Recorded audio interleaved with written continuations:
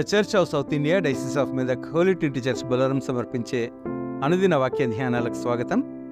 ఈ కార్యక్రమాన్ని వీక్షిస్తున్న సంఘ సభ్యులకు మరియు దేశ విదేశాల్లోని సంఘ సభ్యులకు మరియు ప్రేక్షకులందరికీ ప్రభువైన యేసుక్రీస్తు పరిశుద్ధ నామములో మా హృదయపూర్వక స్వాగతం. ఏ టైమ్ ఫర్ ఎవ్రీథింగ్, ప్రతిదానికి సమయం కలదు అనే ఈ అంశంపై మన హోలీ ట్రినిటీ చర్చ్ సంఘ సభ్యులు పెద్దలు శ్రీమతి ఏ సత్యవతి దేవదాసమ్మ గారు ఈరోజు మనకు దైవ సందేశాన్ని అందిస్తూ ఉన్నారు. సందేశానికి ముందు ఈ చక్కటి భక్తి గీతాలను విందాం.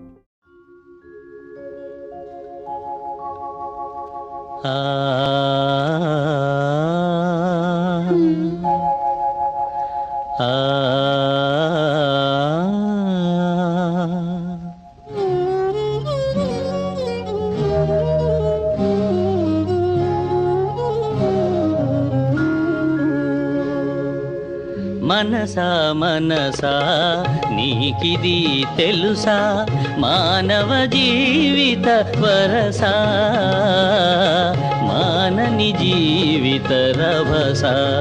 మనసా మనసా నీకిది తెలుసా.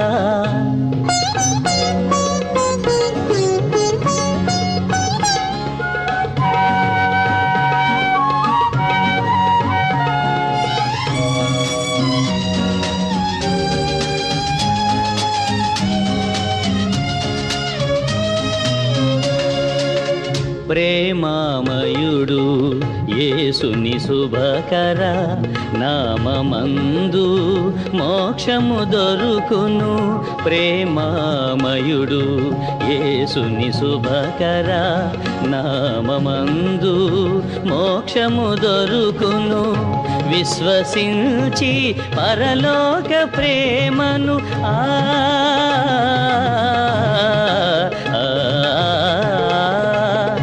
విశ్వసించి పరలోక ప్రేమను నిత్యము పొందుట నీ విధియే, నిత్యము పొందుట నీ విధియే.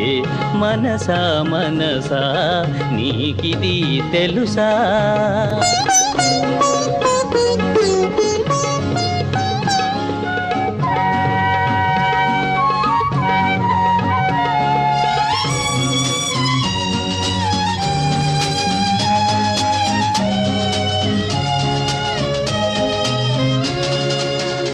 పాపశాప పారములన్నిటిన్ పారద్రోల వేలాడే సిలువపై.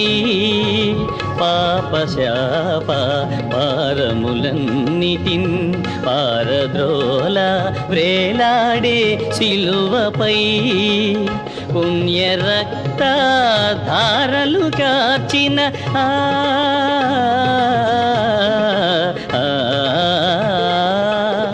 పుణ్య రక్త ధారలు కార్చిన గణ్యుడు యేసే నీ శరణ్యం, గణ్యుడు యేసే నీ శరణ్యం.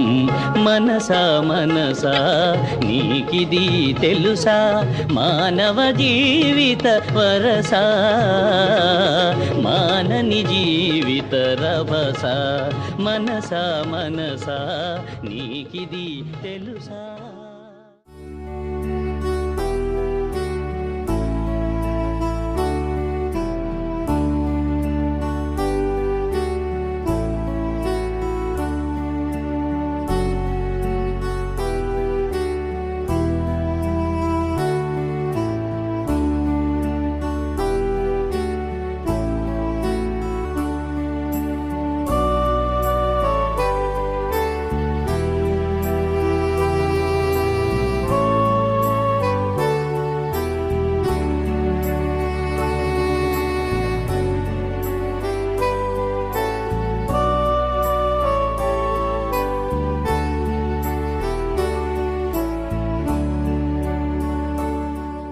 ప్రభువా, ప్రేమగల మా తండ్రి, నీకే వందనాలు. దయగల మా తండ్రి, ఈ ఉదయకాల సమయమందు నీ పరిశుద్ధ గ్రంథంను చదివి తండ్రి దాన్ని ధ్యానించినట్టు తండ్రి ప్రభు మా అందరి హృదయ నేత్రములు తెరిపించి నీ వాక్యంలోనికి ముందుకు నడిపించమని నీ బంగారు పాదములు బట్టి అడిగి వేడుకుంటున్నాను స్వామి. ఆమేన్. అందరికీ వందనాలు. Good morning. నేటి బైబుల్ డివోషన్లో మరి ప్రసంగి గ్రంథము 3వ అధ్యాయము 1వ వచనము. ప్రసంగి గ్రంథము 3వ అధ్యాయము 1వ వచనము. ప్రతి దానికి సమయము కలదు, ఆకాశం క్రింద ప్రతి ప్రయత్నమునకు సమయము కలదు. ప్రతి దానికి సమయము కలదు. మరి నేటి ధ్యాన అంశం చూసినట్టయితే మనం ఏ పని చేయాలన్నా, ఏది జరగాలన్నా దానికి ఒక సమయము అంటూ ఏర్పాటు చేయబడి ఉన్నది. కానీ మానవులమైనటువంటి మనకు మరి ఆత్రం ఎక్కువ.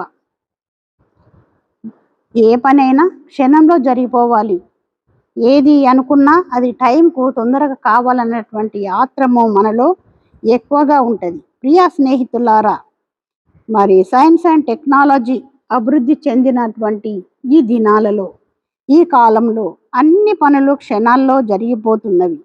దేన్ని గూర్చి ఎదురు చూడవలసినటువంటి అవసరము లేదు.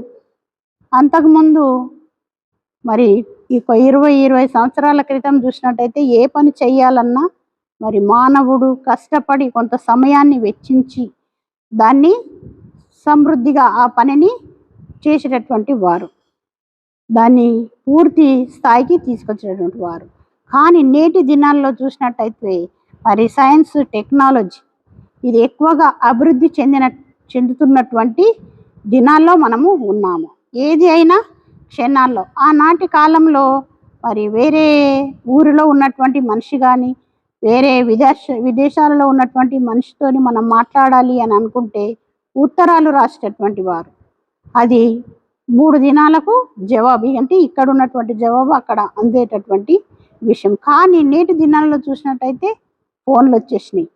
అక్కడ ఉన్నటువంటి మనిషితో ముఖాముఖి మాట్లాడుకునేటటువంటి మరి సమయాలలో, సందర్భాలలో మనం ఉన్నట్టు మనము చూడగలుగుతున్నాం. ఈ యుగంలో ఏదైనా పని మనం అనుకున్నంత తొందరగా రావట్లేదు అనుకోండి, స్పీడ్గా కావట్లేదు అనుకోండి, మనము చాలా వేదనకు గురవుతున్నాం. అంటే నేటి దినాలలో మన నోటి నుండి వెలువడ ఆలస్యం లేదు, ఆ పని క్షణాల్లో జరిగిపోవాలి.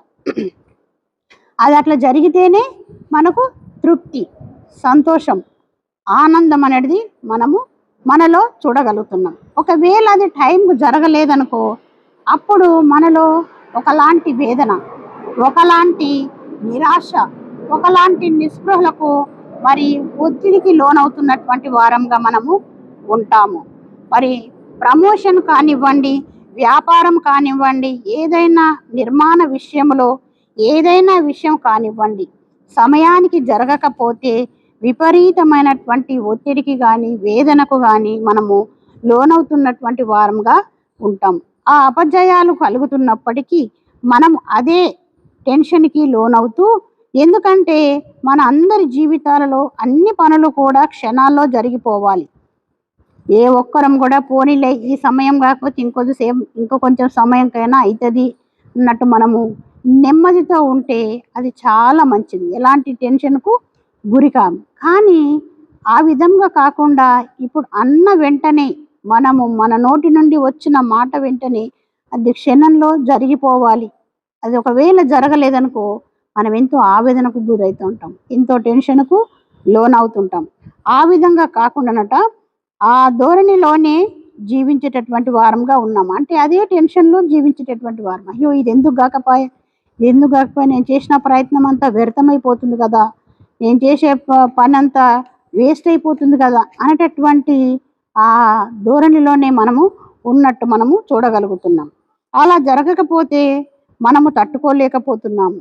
అంటే మన హృదయము ఎందుకు జరగలేదు ఈ పని, ఎందుకు ఎక్కడ మిస్ అవుతుంది, ఎక్కడ తప్పిపోతున్నాను అనేటటువంటిది మనలో ఆవేదన రేపుతూ ఉన్నది. మరి ఎటువంటి కార్యమైనా దేవుడు నియమించినటువంటి కాలము, దేవుడు నియమించినటువంటి సందర్భము, కార్యము జరగడానికైనా దేవుడు ఒక ప్రత్యేకమైనటువంటి సమయాన్ని ఏర్పాటు చేసినట్టు మనం ఇక్కడ బైబిల్ గ్రంథము చూడవచ్చు. ప్రతిదానికి సమయము కలదు, ఏది నువ్వు అనుకున్న వెంటనే జరగదు, ప్రతిదానికి కొంత సమయం అంటూ కేటాయించి ఉన్నాడు అనేటటువంటి ఆ సమయాన్ని మనము మర్చిపోతూ ఉంటాము. మనలో ఆతృత ఎక్కువ కాబట్టి ఆ సమయాన్ని, సందర్భమైన దేవుడే మనకు తగిన సమయాన తన ఫలితాన్ని మనకు చూపిస్తాడనేటువంటి మరి నమ్మకంలో విశ్వాసంలో మనం ఉండాలని దేవుడి దినమున మనల్ని అడుగుతున్నాడు. ఆ పని ఆ సమయాన్ని అనుసరించి సందర్భాన్ని అనుసరించి అది జరిగేటటువంటిదిగా ఉన్నది. ఆ సందర్భమును బట్టి ఆ సమయాన్ని బట్టి ఆ యొక్క పరిస్థితులను బట్టి ఆ సమయానికి ఆ పని ఖచ్చితంగా అవుతుంది. కానీ మనలో మరి వేదన ఎక్కువైపోయి ఆత్రం ఎక్కువైపోయి అది జరగదేమో అనేటటువంటి వేదనకు మనము గురవుతున్నాం. ఉదాహరణకు చూసినట్టయితే ఎండాకాలంలో వానాకాలం రమ్మంటే వస్తుందా అండి? రాదు.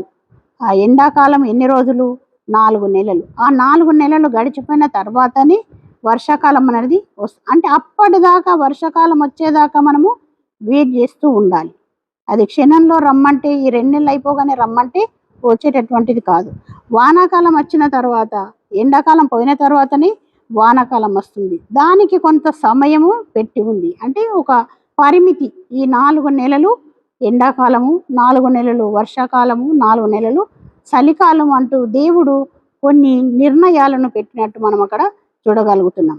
ఆ సత్యాన్ని మనం గమనించాలి. ఈ కార్యము జరగలేదు అని నిరాశ పడక, వ్యతిరేకమైనటువంటి నిర్ణయాలు తీసుకోక, దగ్గరి వారిని దూరం చేసుకోక, ఆత్మహత్యలు లాంటివి చేసుకోక దేవునికి మనము సమయము ఇవ్వాలి. అయ్యో ఈ పని జరగలేదు కదా, నేను ఉండేందుకు, నేను జీవించేందుకు, నేను బ్రతికేందుకు అని అనవసరమైనటువంటి టెన్షన్లకు గురై మన ప్రాణాలను అంటే దేవుడిచ్చినటువంటి ఆ ప్రాణాలను కోల్పోయేటటువంటి స్థితిలో కూడా చాలామంది మనము చూడగలుగుతున్నాం. ఆ విధంగా చేయకుండానట దేవుని సమయం వచ్చినప్పుడు నెరవేరుతుంది అనేటటువంటి నమ్మకంలో మనము ఉండాలి. ఆ గట్టి విశ్వాసంతో మనము ముందుకు కొనసాగాలి. దేవుని యొక్క కృపకు మన జీవితాలు అప్పగించుకోవాలి. దేవా నీ చిత్తం ఇక మా జీవితాల్లో ఏ విధంగా జరిగేది ఉంటే ఆ విధంగా జరుగుతుందని మన జీవితాలు దేవునికి అప్పచెప్పాలని దేవుడి దినమున కోరుచున్నాడు.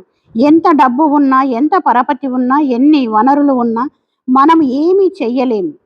మనము ఎంత తొందరపడినా సరి అయిన సమయానికి అది ఏ సమయానికి జరగాలనో అదే సమయానికి జరుగుతుంది. కానీ మనకు ఆత్రం అనేది ఉండొద్దు అని మరి నేటి వాక్యంలో మనకు దేవుడు తెలియజేస్తున్నాడు. మనం నిరీక్షించే వారంగా ఉండాలి. ఉదాహరణకు చూసినట్టయితే నల్ల వెంట్రుకలను తెల్లగా చేయగలుగుతామా? చెయ్యలేము కదా. అంటే కొంత సమయం పడుతుంది. అంటే కొంత సమయం అంటే కొంత ఏజ్ వచ్చిన తర్వాతనే నల్ల వెంట్రుకలు తెల్లగా అవుతూ ఉంటాయి. అదే విధంగా మనము చేసేటటువంటి పనికి కూడా కొంత సమయం అంటూ మరి ఇక్కడ ఉంటుంది అని దేవుని వాక్యము సెలవిస్తున్నది. ఆ సమయాన్ని, కాలాన్ని, సందర్భాన్ని, దేవుని యొక్క చిత్తాన్ని అనుసరించుచు మన జీవితాలను కూడా ముందుకు సాగాలని మరి మనము కూడా దేవునికి మన సమయం ఉదయం లేచి నుంచి మనం సాయంకాలం మట్టుకు ఎన్నో పనులు చేస్తూ ఉంటాం. ఉద్యోగాలలో కావచ్చు, మన కుటుంబాలలో కావచ్చు, మన సంఘంలో కావచ్చు, మనకు అప్పచెప్పినటువంటి మన బాధ్యతలను మనం సరైనటువంటి సమయంలో మనము నిర్వర్తించినట్టయితే దేవుని యొక్క దీవెనలు, ఆశీర్వాదాలు మనకు ఉంటాయి. మనం ఆత్రపడకుండా, టెన్షన్ పడకుండా, ఆవేదన పడకుండా దేవుడి ఈ కార్యం జరిగిస్తాడన్నటువంటి గట్టి నమ్మకంతో, విశ్వాసంతో మనము ముందుకు కొనసాగాలని దేవుడి దినమ కోరుచున్నాడు. కాబట్టి అట్టి కృప దేవుడు దీవించి ఆస్వాదించును గాక. ఆమేన్.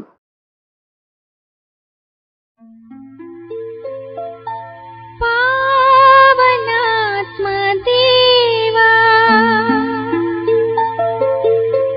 నన్ను బ్రోవరా వేరా,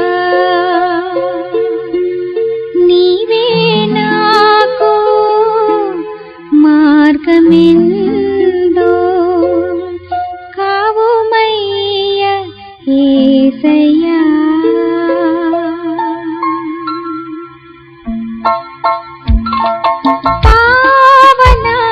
పావనాత్మదేవా నన్ను బ్రోవరా వేరా, నీవే నాకు మార్గమెందో కావుమయ్య యేసయ్యా.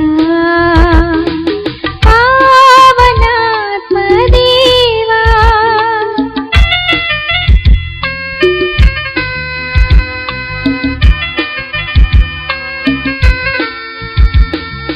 కూలిపోయిన